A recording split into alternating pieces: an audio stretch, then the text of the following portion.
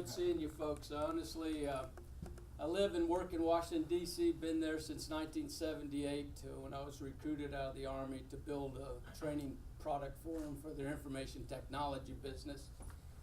And I actually started my career in Vietnam, and I find it ironic that 45 years later, I'm building a national monument for some military working dogs and handlers that have been serving our country since World War II. And I find it ironic that I never had formal training for the military working dogs. I actually learned it on the job. I was a trained infantryman in the Army. So I'd like to sort of share some of my stories about what it was like to serve in the infantry and not know anything about what I was supposed to be doing, right fresh out of training, like a lot of the people come out of these schools and they get their first job. Well, my first job out of infantry, airborne school, small weapons, demolitions, and all that kind of stuff was very different than when I arrived in Vietnam and found out what it was really like to get a different type of weapon, because I trained with different weapons. But I'd like to share some of the stories that I had in Vietnam with the infantry and with the scout dogs, and then move that along to how I got involved with this national monument idea for these military working dogs. So next slide, please. There I was a youngster, had a lot of hair, full of myself. Right out of high school, I was a wrestler, football player, baseball player, so I was a very good athlete and very good shape. But when I got over there for the first time, I didn't have a dog. I went to the 1st Cavalry Division up in the Central Highlands, and I saw my first combat on May 6, 1966. We were trapped on 3 sides. The enemy was closing in. We took a lot of casualties. My best friend on the right of me, we were fighting from a prone position out in the open, and he got hit with the machine gun blast from an enemy machine gun nest. And I picked him up along with a couple other guys because he was a big guy. I was only 120 pounds with the 60-pound pack. He was about 180 pounds. We carried him out, put him on a helicopter. That was the last I seen him. 2 months later, I saw more combat coming out of a helicopter under fire in the Central Highlands, chasing down some enemy mortar squads. I was hanging on the ship, on the landing gear, and those Hueys hanging on the door, my weapon in this hand. We slowed down to land on this hilltop that just had grass, a lot of tall grass on it, surrounded by a tree line.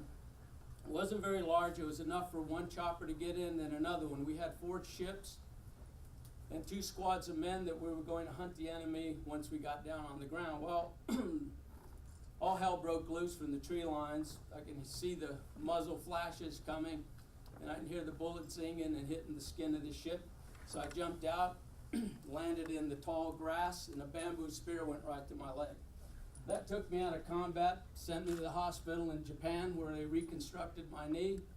From there I went to Okinawa to recover because I didn't fill a full tour of duty in the Far East, and I was still on active duty. I was a volunteer. So I had a 3-year commitment, and I'd only served a year and a half. So the Army sent me to Okinawa, and they didn't have a job for me except for sentry dogs. And that's how I learned about dogs on the job, these mean old sentry dogs that were trained to kill, basically. They don't do that today. I mean, the dog can't kill still, but we were training them to kill people, and I was fearful of those dogs.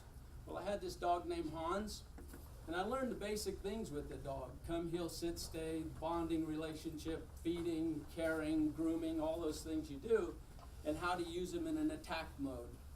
Well, that job didn't last very long. I had enough of it because we were guarding a munitions site, and it was quite boring. I wanted to get back to the war.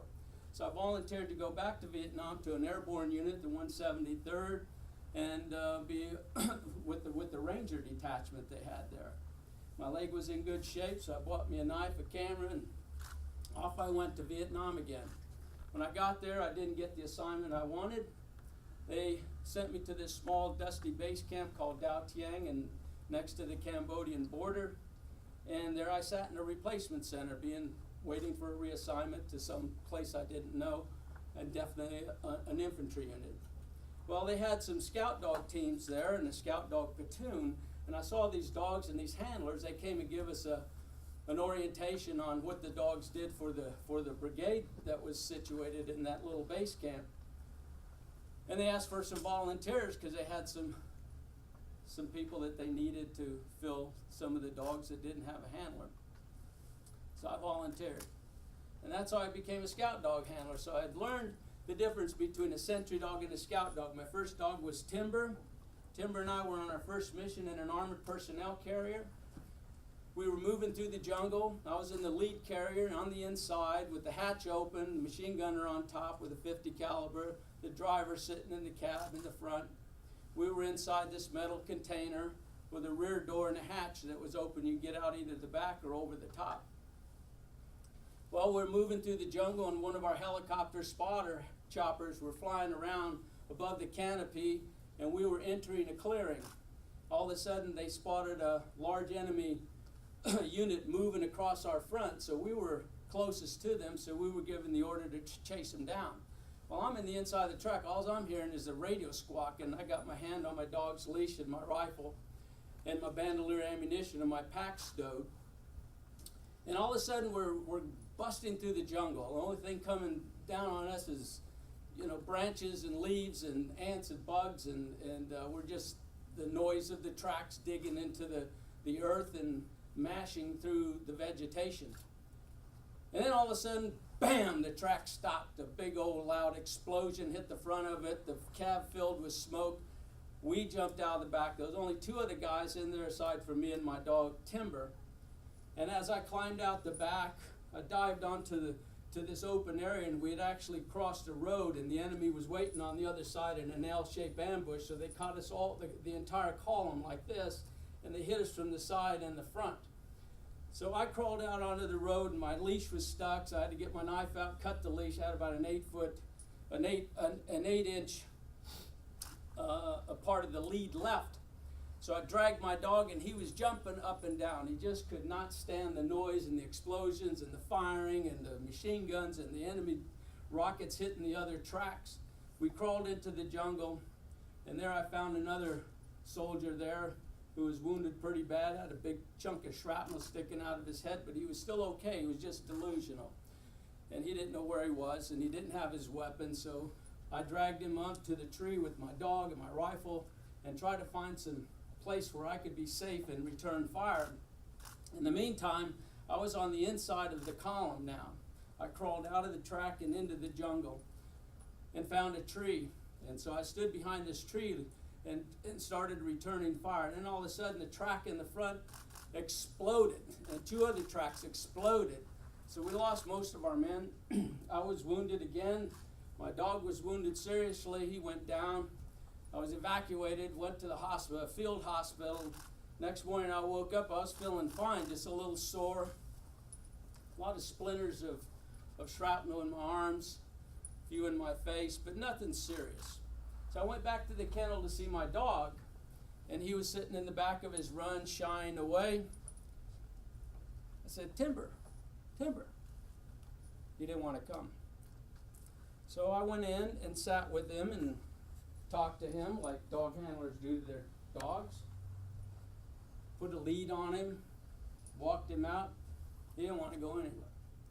He was actually suffering from traumatic stress of that combat scene. He didn't want to do it anymore. So I tried the next day to get him out, running through some basic training, come, heel, sit, stay, let's just go for walks, and he didn't want to do any of it. So we didn't put our dogs down because they couldn't work anymore and because he gave up. We put him in the kennel, fed him, groomed him, took care of him, and his medical wounds healed physically, emotionally, he never did. So I had to get another dog, so I got Clipper, my second dog. Clipper and I worked together for 10 months in the jungle. We hunted the enemy in different base camps. He found base camps, underground tunnel complex entrances that only a dog can sniff out.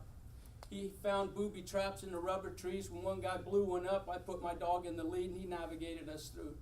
We found 5 booby traps at the end of the trail when everybody was lined up in a column behind me and my dog. So he was very valuable. One of the things I learned was I couldn't worry about my own fear factor of walking point with a dog in the lead and having the opportunity to look out for myself, but knew I couldn't. I knew I had to concentrate on that dog because I knew how valuable he was in the sense of finding things that I couldn't see, smell, or hear. Crossing clearings, we were open targets because we were out in the lead, the men were behind us. Snipers would open up and shoot at me because they wanted to hit the first guy, and they certainly wanted to get that dog because we had a price on our head. So I got trapped several times between American and enemy lines, and the enemy didn't get me. My dog laid down. He got used to the smell of bullets and the smoke and the ammunition that we use and the powder and the blood that we spilled and the screaming that he heard and the death that he saw and the chaos that he experienced. But he stayed with me all the way, no matter what. So we survived several times playing dead out there without the kind of support we would like to have had. But after the fighting was over, the guys behind me they took care of me. They made sure that they found me out there and gave me the okay to pull back in. So a lot of times when you're out there leading a patrol, it's all up to you. I was the interpreter. The dog was really the leader. He was the one in charge.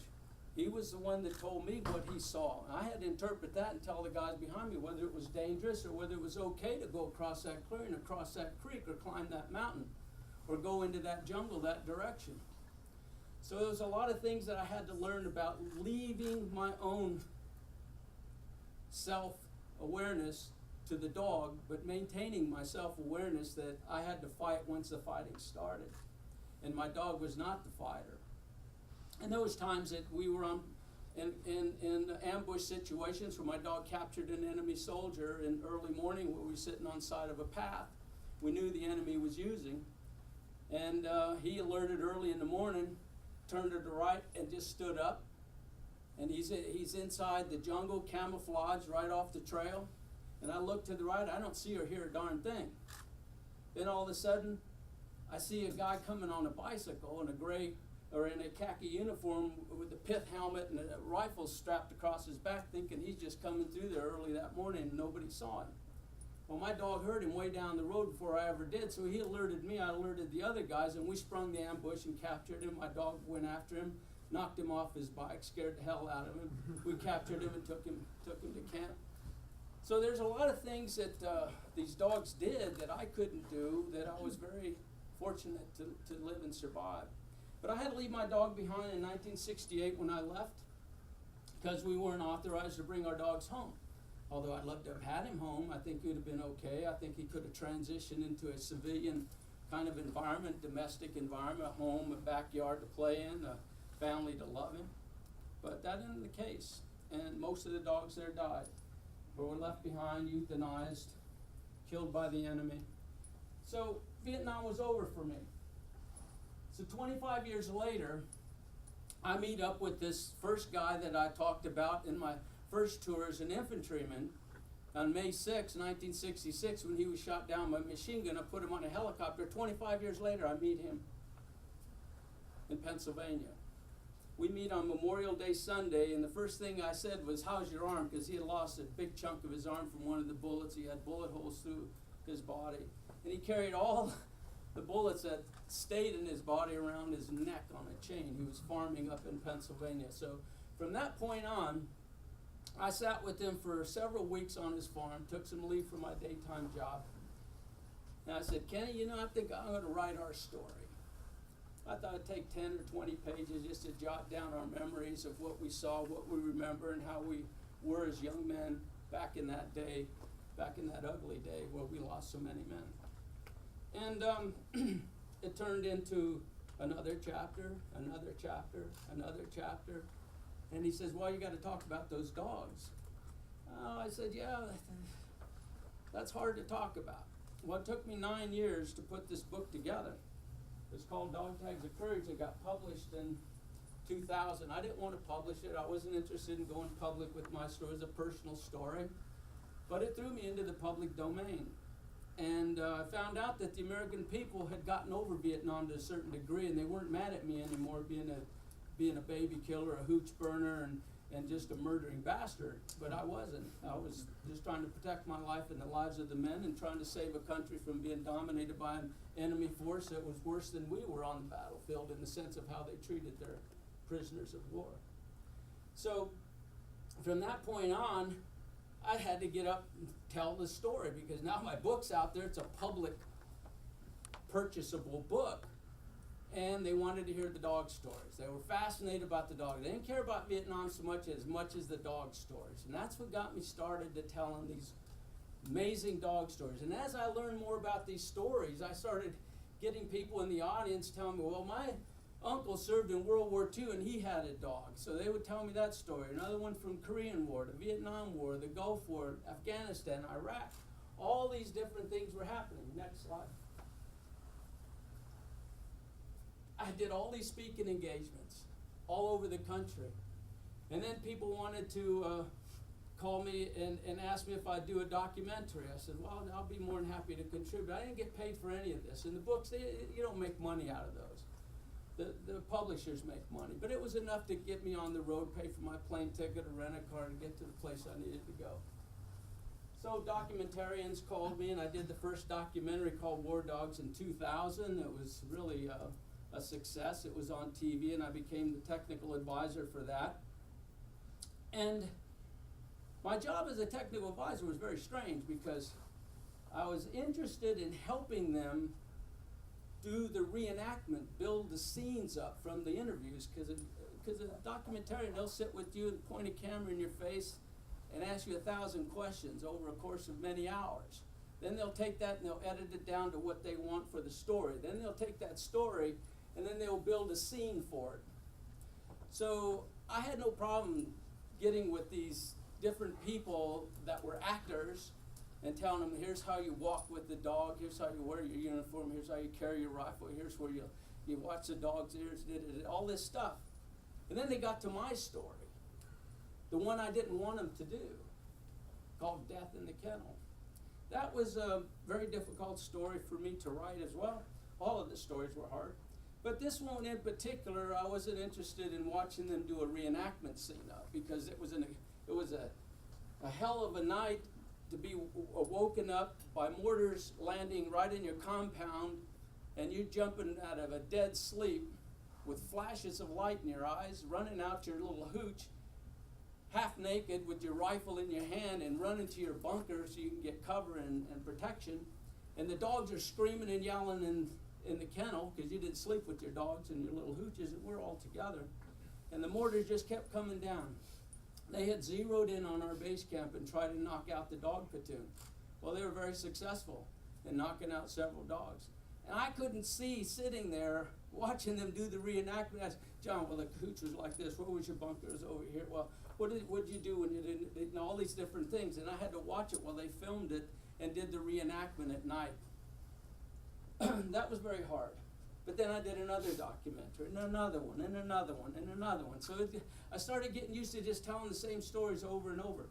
But in the process, I had learned a lot about how they make these things and how much they screw some of them up, and how other people had stories to tell. So I was hearing a lot more stories than mine about what it was like to serve with these animals in a bad situation in each of these wars. So I was hearing all kinds of stuff. People were buying my book and asking me questions, sending me emails, writing letters.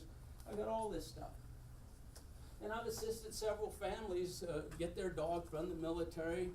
The Lee family comes to mind. They're out of Mississippi, Quitman, Mississippi, and on March 21st, 2007, their son was killed in action in Iraq, and his dog survived the attack, and he was wounded very badly. The dog came to the funeral of their son, and he was escorted by the Marines. And the family said, we want this dog. And the Marines said, well, you can have that dog. And they took the dog back, and the family never heard from him again. That was in April of 2007.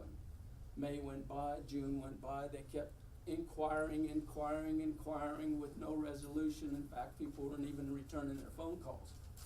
So in October of 2007, the family somehow knew a friend who knew me And they called me and asked me, Mr. Burnam, what can you do to help us get this dog back? I said, I don't know what I could do. I have no powers to do such a thing. But I'll see what I can do. I do have some contacts on Capitol Hill. So I went home and sat down and thought about this story. So I called the family. And I said, I need every little detail you have. And I screened them with question after question, like almost an investigation. I got all the details, all the facts together. Then I said, here's what I'll do. I said, I'll go public with this. I'll go to the media. So I wrote this story called My Partner Dustin. It's written from the dog's perspective and the dog's words of how that all happened, how he lost his handler, how he felt about being separated from his handler, how he felt about being alone in his kennel. It's a tearjerker. So I read it to the family over the phone. They said, Mr. Burnam, this is great. I started crying. We cried together. And they said, I think this might help bring light on your plight to get this animal in your family. So I had a meeting with Congressman Jones, who is the sponsor of the legislation for the national monitor. He and I were still working together on trying to get something done for the dogs and getting them recognized at the highest level of our nation. And I had a meeting with him in November, just before Veterans Day. So I took the story with me, and I said, maybe he can help. So I walked into his office, we sat down, we got business done, and I gave him the story. I said, sir, would you please read this story and tell me what you think? He read it, tears came to his eyes. He said, John, where's their phone number? I said, what's on the back page? So he hit his speakerphone in his office and called the Lee family and was able to get the father on the phone. And he says, Mr. Lee, I have John Burnam in my office, and he told me this great story. My God, I can't believe that the military didn't give you this dog. You want my help? And they said, well, sure. A month later, the dog was adopted to that family. And that was the first of many that have been adopted since the war, in the sense of the dog handler getting killed or wounded and the dog surviving and the dog being adopted by the family. And it's become a normal practice, apparently. And the adoption program is going like crazy. So helping families was another part of getting involved again. So, you know, when you think of leadership, you know, people give you a responsibility that you may not want. And then you say, well, gosh, that's going to be a hard one, but you accept it. Once you accept it, you have to finish the job. You have to dig into it until you can come up with either a solution or a damn good reason why it just can't be done. So anyway, public appeal for a national monument was raising. I was out raising funds for other memorials and other things that people wanted my help on. Next slide, please. And I met Congressman Jones in 2005. And I went to Capitol Hill I found out in order to get a national monument, my little investigation and research and analysis took me to the National Park Services. So I called the National Park Services. I said, you guys build monuments. Well, how come we don't have a national monument? They said, we don't build monuments. I said, have you ever had anybody submit any documents or try to build one? They said, well, we had a few letters over the years, but nobody followed through. I mean, we tell the people in a return letter that we don't build monuments. You'll have to start a process to do it and so on. And the lady on the phone, she said, well, Mr. Burnam, are you interested in going through the process? Well, I said, I don't even know what the process is. What do I need to do? She says, well, we have this Commemorative Works Act and blah, blah, blah, all these regulatory things. I said, okay, send it to me. Let me read. What do I need to do next? Well, shit, the first thing you really need to do is find a congressman or a senator that will sponsor a bill of legislation to get it through Congress, get the president to sign it into law. Once you get it into law, then you got a national monument. And I said, that sounds great. She says, it may take you 5, 10, 15 years to do it. I says, man, what did I get myself into? So I thought about it, and I says, okay. I lived in D.C. area. So I started calling senators' offices and wanting to talk to the senator to ask him if he would sponsor some legislation. And I would meet with their legislative assistant. Every now and then I'd meet with a senator or a congressman. And they would say, well, you know, Mr. Burnam, this is a great idea. Thank you for your service. And we really appreciate what you're trying to do. But you know, my plate is full for my constituents in X state. And I just can't see adding another thing like this, but if it reaches the House floor or the Senate floor, you got my vote. And I says, well, that's great, but where do I go to get a congressman? I said, give me a lead. So you have to kind of be tenacious. You have to be aggressive, but you have to be diplomatic and honest about what you're trying to do and get from them. Because you're only going to have a few minutes with them. You're not going to get an hour, like I'm not going to get an hour with you guys. But I ran into Congressman Jones, sat down with him, and I had my little speech down to 5 minutes. Bam, bam, bam, bam. He says, John, don't worry about it. I got you covered. I'll help you get that monument. We'll put the legislation in, but it's going to take a lot of work, a few years. We'll do it. And that's he and I in his office doing a talk. Next slide, please. Then I went to all these subcommittees. Every congressman sits on these little subcommittees to approve different things. So I sat on so many different subcommittees trying to convince them that we needed a national monument for these military working dogs, not just for the Vietnam War, to World War II. I wanted to go back to World War II all the way to today's war. And I said, I already met the National Park Service's criteria of the war having been over for 25 years, and that's World War II. So I said, we need to have this legislation state that it goes for all these wars. And the legislation has to say that it has to be accessible to the public and to their dogs, because it belongs to the animals too, I felt. So he said, okay. So anyway, I went to all these committees and just preached and preached. Go ahead, next slide. So in January 2007, we finally got the legislation written. We put it into the House. It got passed by the House and passed by the Senate, not even one nay vote. 2008, January, President George W. Bush signed the bill into law as part of the Defense Authorizations Act, where a lot of bills like this end up. And then, after we got the bill signed, Congressman Jones says, we got it signed, John, but we need to put you in charge of it. And I said, he said, you got phase 1 done. Now you got to go to phase 2. And I said, all right. So he said, we're going to amend the bill.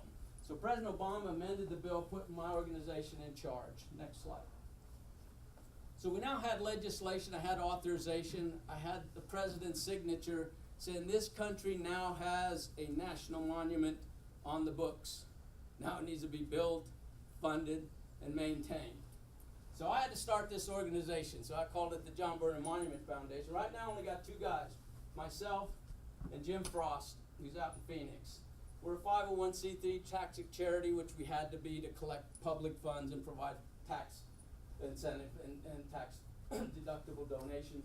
And these are all the responsibilities that I had. So I took on everything: management, administration, design, research, analysis, speeches, presentation, writing articles, contract negotiations, sales and promotion, fundraising, construction management, dedication, the whole thing. So I got involved in every aspect of writing because everybody's relying on me. So I had this big responsibility. Thank God I had some skill set already set up from my previous experience in the civilian world, working for an information technology field where you learn a lot of techniques and processes. So I was familiar with processes, but not familiar with what needed to be done specifically. And I kept getting, every time I get a success, I get another roadblock. And it just went on and on. But you had to have the organization set up. Next slide, please. The design. Next slide. I wanted the design to represent all the services. I wanted the statues to be heroic, whatever they were going to end up being. Big. I wanted them to be anatomically correct, because there's nothing like going to a monument and seeing something that doesn't look like a dog, or doesn't look like a serviceman or handler or whatever. It had to be powerful in appearance. When people walked up, it had to have the wow factor. It had to be simple to understand as well. You had to make it to where people understood it immediately, not have a question mark on their face when they saw it. And it had to be built with strong, resilient materials, bronze and granite. Can't go wrong with those two. And I wanted it built by American businesses, because our country needs to keep hiring American businesses instead of going overseas and getting the granite from overseas in China and the bronze from Mexico and so on. So I wanted all the products that went into this and the services that went into this that the public was going to pay for, that I was going to raise donations for, to go to American businesses. So the design was like this, but it didn't look like this when I started. It came out of a conceptual thought I had in my head from all the meetings and all the people I talked to and all the speeches I've given and the books that I've written. All these things were circling in my head. So I had to sit down and organize those thoughts into something that would be usable to an artist to sort of do a graphics rendering. So this is the graphics rendering. So I wanted a pedestal. Why did I pick these 4 dogs? Well, when I think of World War II, I go to the Labrador, or the Doberman Pinscher. And I think of Dr. Bill Putney, who was the first lieutenant in charge of the 1st Marine War Dog unit that launched off a ship onto the shores of Guam with his 28 dogs and helped liberate Guam from the Japanese, and all his dogs are buried there. When I look at the German Shepherd, I see World War II. I see Chips charging a bunker, him getting a Silver Star and a Purple Heart, and then the military taking it away because medals are for humans, not for dogs. And all the other people that I met that are World War II dog handlers. And after World War II, the Korean War, I think of York, Sergeant York, the dog, who was on so many missions that nobody got hurt on. They gave him an award, and everybody wouldn't go out unless York was with them. And he was a German Shepherd. And I think of Vietnam, my dog, and all the other dogs, the 4,000, and the Korean War, the Vietnam War, the Gulf War, the Afghan War, the Iraq War, and every other place we sent these dogs to save American lives. The German Shepherd has been there. Then you look at the Labrador. The Labrador's been there since the Vietnam War as a tracker dog because he's got great sniffing capability. Then you move on, and he's been there for every war since. And then you got the Belgian. Again, he started in the Gulf War and continues to be used today. So I had the 4 dogs. I don't have any harnesses on them or any leashes or collars or anything because it would identify them to a particular war. So I wanted them standing erect in their regal strength of power and alertness. So I had them spanned out. And the dog handler, I could have picked any dog handler. I could have picked 5 dog handlers, representing all the wars, but then it got too busy. So I said, I'm sticking with 1. We've been fighting these terrorists since actually the Gulf War in 91 to present. I mean, it doesn't go away, it seems. So I said, let's use today's dog handler. Because initially, we thought of this being a memorial. And I said, I don't want it to be a memorial. I want it to be a monument. Memorial would be a part of it, but it's not in memory of. It's a dedication to the service and sacrifice that we continue to do with these dogs and handlers. So that changed the word to monument. So I came up with the title, Military Working Dog Team's National Monument. I wanted underneath each dog's paws where he stands, his name and all the wars they served in. And I just came up with this statement here as you walk up to it, Guardians of America's Freedom. Then I wanted a wall behind it to tell somewhat of their story, something that you can read today, tomorrow, 10 years from now, after I'm gone, that'll still stand and mean something. So I wrote that, and I was restricted to 3 columns, so many characters, so many spaces. I mean, it was crazy trying to write this thing. And then I wanted the 5 flags to represent the services. I wanted benches around it so you can sit and reflect. I wanted a wide space walk around. I wanted in-ground lights. I wanted a dog water fountain. I wanted bushes and plants and trees. So I just kept building on it and building on it and building on it until you see this. This was the actual final rendering before we built it. And when you look at the monument, it looks exactly like this. Next slide. So you can see the design. So I gave the design to an engineer, and he mapped it all out in numbers so it would look proportionate. And you'd have your entrance, and you'd walk around it and see things. And it's 15 feet. I wanted some space, and I recessed the benches out. So when you're sitting on them, you're not going to trip over somebody walking around you if you have a large crowd. Next slide. I needed a professional sculptor. I sent out a proposal to 4 different sculptors. I went to their websites, I researched their website, looked at what they did, what they can do, interviewed them over the phone, sent them a proposal of what I wanted, and waited till they sent me something back that I can read, understand about how they can do this, when they can do it, what is it going to cost, how long is it going to take. I ended up with Paula Slater, but this was the first iteration. Was she said, well, John, how big do you want to start? I said, well, we don't want you to just build it. I want you to give me a scale model. She said, well, how big? I said, how about 18 inches? I said, a clay model, 4 dogs, a handler on a little pedestal. We'll start there and see how you do this. And if I'm happy with it, then we'll award you a contract to do one of the dogs and then do another dog, etc. So she did this. I looked at this. It's been tweaked a lot. Next slide. So this guy I needed money from. This is Joey Herrick, the president of Natural Balance Pet Food and Petco. And I met Joey in Washington, D.C. He had a film crew out there filming Who Let the Dogs Out. They called me because he had read my book. And he says, Mr. Burnam, we'd like you to come out to a World War II memorial where we're filming Who Let the Dogs Out. And we've got Tillman, the bulldog, riding a skateboard. And we'd like to interview about your book and your stories and da-da-da-da-da. I said, sure. So I went out there. Next thing I know it, I didn't know who he was. I didn't really speak to him. I spoke to one of his producers over the phone, scheduled the time, the date, we get out there. And I'm standing out there, I'm giving this interview.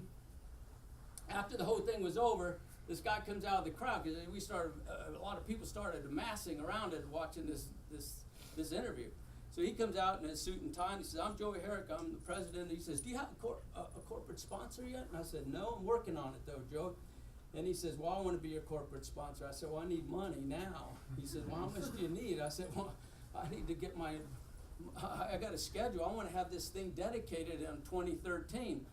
That was my out year. This was in 2011 in March. And he says, okay, John, how much money do you need right now? I said, well, to get the artist started, give me $50,000. He says, okay, you got it. I got a $50,000 check. Next thing I know, I'm sending him more requests for more money. Next slide. And so I get Paula Slater. I hire her because she had the best proposal back to me on what she could do, and I really liked what she'd done, and she could do anatomically correct things, and she does portraits and animals and stuff. So Paula took that small scale, and I gave her the first dog, and he's 1.5 times size the breed. This is the clay that she does. Then they break this clay up and mold it, and then they put it back together, and he becomes a bronze dog. They put the patina on it. So from her studio to the foundry to the finished product. Next slide. So there's the 4 dogs sitting in the foundry. So I go visit all these places that I'm going to pay money for these people to do. So one of the things that I found in leading this project is follow-up. You have to follow up to make sure. Don't assume things are going to get done the way you think they're going to get done. And you can have arguments with the artists, with the other people you're working with, but not necessarily fisticuff things. You're going to have difference of opinion and different strategies of how to go forward with something. So anyway, long story. We got a great foundry. They do excellent work. We had the 4 dogs done. Next slide. Then we went to her studio and I said, we got to work on the dog handler. You can see he's in poles being held up. He's all clay. She's still trying to get all the detail done on him. He's got the rifle sitting in another area. And then to the foundry. You cut him off in different pieces, put him back together, put the patina on. He's done. 9 feet tall. I said I wanted a 6-foot dog handler in clay, but I wanted 1.5 times size of human, so let's do it 9 feet. So she did a 9-foot dog handler. Next slide. So the granite components, how do I get the money for that? This billionaire, he's worth 6.7 billion on the Forbes report. His company called Maddie's Fund, it's really not a company, it's a foundation that he put $300 million into to help dog issues, to help people that are interested in no-kill zones, dog research in the colleges and universities and the veterinary schools, and all these medications and all these different places he goes to give money to help animals, dogs and cats. So the president of Maddie's Fund calls me on the phone and says, Mr. Dave Duffield has read an article about you and what you're trying to do with the monument, and I want to ask you a few questions. So he asked me a series of questions about who I was, what the organization was all about, and on. And I sort of convinced him that I knew what I was talking about and needed some help. So he said, okay, I'll get back with you shortly. Well, about an hour later, Dave Duffield himself calls me on the phone and says, Miss Burnam, we got a plane for you, we got a limousine, we'll bring you out here to California from Washington, D.C. I want you to meet my board and my financial investors, and I want to talk to you about what your project is all about. Would you be willing to come out? Well, no, sir, I don't have the time, maybe next week. But no, I flew out there and I sat with him and his board. Next thing I know, I got $1 million in the bank to do all the granite work. Next slide, please. This is the granite. It's amazing how granite is cut. So I flew out to Vermont to the granite quarry in Graniteville, Vermont, and I looked at these giant cranes and these little people down there digging these things out in blocks and pulling them up, loading them on trucks. Next slide. And taking them to this place, and they're cutting them up on these giant saws and assembly lines, and they're etching and inscribing all the words for each piece that they're doing that needs that. And they're cutting all these pieces on giant pieces of granite done in different sizes, different weights, and different shapes. It was quite an amazing experience to see the assembly of this. Next slide. There I am standing on 2 pieces of granite that they just finished, and they're working on the other 2. Polished the surface, made the side sort of sloping, so when you're looking down at the pedestal, it's sort of at least at a 45-degree angle so you can read what's on it. And see this edge down here at the bottom? That's so you can abut the granite pavers that go around it. Next slide, please. Then we had to dig the hole. So I had to hire somebody else, another $350,000 for that. We found out that Lackland has what we call expansive soil about 3 feet below the surface of the earth. And it's this black stuff. And once it gets wet, it starts moving, and it will move things that are very heavy above it, this way, that way, whatever. So we had to dig below that. So it cost me another $150,000 for that. So we finally dug all the hole. We oriented the hole to make sure it faced where we wanted it to go. All the engineers do this. I just go tell them, this is what I want. And they say, give me money. And you know, money works. So next slide, please. So now I said, this granite's heavy. They knew that. So they reinforced it with all these metal pieces and put all the concrete in, pouring all this concrete all the way around. Next slide. And then they put the concrete over it. These boxes here represent the in-ground lighting that's underground, comes up so you can light up the statues. And these had to be strategically placed, because once this is done, if it's off, and you got the wall covering a lighting area, you're really screwed. So I had some really good engineers to do this for us. So next slide. And this is all the granite that had to be shipped. These are art pieces. You see the rounded edge and square. And they did a magnificent job. Next slide. Now we're putting it all together. This is concrete. You can see the holes. The lights were in the right locations. They've got the post up here for the water, for the dog fountain. All the holes for all the flag poles, all the stuff was set all in concrete. Then we put the base of the pedestal on, which is 16 feet wide, 20 feet wide, 16 feet deep, and about 2 feet tall. Next slide, please. Then the wall came in. This came in three sections. It's 9 feet tall, 16 feet wide, and about 1.5 feet thick. Next slide, please. Then I wanted to do something on the back of the wall. I said, it's to the front. We got some narrative there. Go around the back. There's nothing there. So I hired an archive research analyst to go into the National Public Archives and find all the photos that they possibly can find in 2 weeks that had German Shepherds, Labradors, Belgians, and Dobermans with dog handlers in combat scenes. I said, send them to me. So I got disc after disc, 300 slides, pictures, and I said they have to be high resolution because we're going to have to stretch these real big, and they're going to be laser etched on this black slab of black granite. So we narrowed it down with the guy and Jim out in Ohio, near Cincinnati, and he has his laser etching company there. So Jim Smith and I sat down and we went over this again and again and again, and it took us several months to narrow those photos down, place them where I thought they would tell the best story, and this is what we came up with.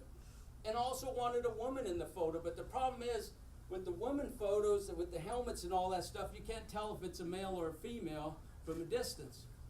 So I have one without a helmet on, her, and this woman right here, you can see her little bun on her hair, with her dog jumping through the air, and her here. And I had the Vietnam, and each one of these photos, if you get real close to that wall, I wanted to make sure that people knew what war these dogs served in. So we had the war etched in each of these, so you can see the collage. It's very nice, it's beautiful. Next slide. Now we're putting the thing together, all the pieces are going in place. Next slide. Then the dogs went in place. They have these big bolts here, we drill the holes down and where we place them, fill it with epoxy, load them down there, bam, they're there forever. Next slide. All the 4 dogs are in, now we're ready for the handler. Next slide. See the handler going in. Next slide. Now we're polishing everything, cleaning it all up, so we got the pedestal done with all the 4 dogs, got the flagpoles in. Now this one was the real difficult one for me to come up with. Initially, I wanted a dog water fountain because I wanted, if you brought your dog there, you should be able to get a drink, right? But I went on the internet and was looking for dog water fountains. All you found were these little bowls and these little guys doing this and stuff. And I said, that's not what we want. That didn't fit the theme at all. So one day it just came to me one morning. I said, well, how the hell did I give my dog water? Well, I took my helmet off. I sort of put it between my legs. I poured it out of my canteen, and he drank out of it. So I said, that's got to be it. So then I wrote a concept on how I wanted it to look. And I sent it to the artist, Paula Slater. I said, Paula, give me a sketch. And let me look at the sketch, see what we need to tweak. Well, we tweaked the sketch a little bit. That's what we went with. And she says, well, John, I don't have any equipment. Went into my closet. I found my helmet, my boots, my Vietnam boots, my jungle fatigues. I shipped them to her and says, use this, roll the sleeves up, da-da-da. Told her all this, how I wanted this to see. And then I put this for the dogs of Vietnam, not forgotten fountain, an everlasting memory of all the heroic war dogs who served, died, and were left behind in the Vietnam War. I thought that would capture all the things that we did with this. The darkest chapter of the war dog history was Vietnam, where we left them behind. I mean, it was a war we wanted to get away from. You know, the American people wanted that war done. Next slide, please. Corporate promotions. I wrote this, put this out. It's just a fold brochure. Next slide. And it has information on it, how you donate. We're selling miniature models to help raise funds. Next slide. Then we did the Rose Parade. I'm sitting here. Next slide. I wanted the 4 dogs walking with the float, and the pedestal of the dogs with the wall back there. And it came out really well. I rode in that for 5 miles, waving to people, and when they saw the dogs, they went nuts. Next slide. Then we had promotional stuff with Petco. We raised $500,000 with that. Next slide. Dedication. We were on schedule for the dedication. I designed the invitation. We had a program with the speakers and all the activities we were going to have there. Next slide. I said I want a stage. I want the backdrop to be the wall, which shows all the dogs of all the different wars. They built that. Next slide. Then we had all the people come. We had almost 1,000 people there. A lot of speakers. You notice the front row, we got all the generals there. The Air Force packed in, a lot of Air Force generals there and colonels. But that's okay. I enjoyed meeting all of them. Then I gave away these coins. I have coins for each of you back here. I hope y'all got one to take home with you. These are commemorative coins, a patch, a lapel pin, and this commemorative thing, there's only a few of them, of the float going down Colorado Boulevard in Los Angeles. Next slide, please. Well, of course, we got to have a band. I could have got any band I wanted. I didn't want to get a rock band there because I figured people would come to see the rock band, and that's really not the theme of this. This is a military thing, so I wanted a military band.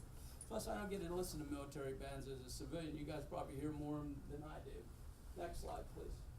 Then I wanted an honor guard from each of the services to carry their flags and raise their flags for their service individually by the music of that service. So we got that done. Next slide. And of course, they mauled it, went in there. It was just a horde of people when it was finally open, and we removed all the coverings. Next slide. And here's a guy that did a lot of work for me out here. Thank you very much. I really appreciate everything your company did and all these people. So 341st and 37807. I mean, it was flawless. I couldn't believe it. It was like military precision. I said, if the Pentagon only worked that way, or Congress only worked that way, I'd have got this done in a year. This is what it all cost. And these are the folks that put everything into it. The American public, individuals, soldiers and airmen and sailors and Marines and Coast Guard sending in their $20 checks. I mean, we got money from all around the world. I made friends in Poland and Germany and Israel and Australia, Canada, Great Britain, you name it.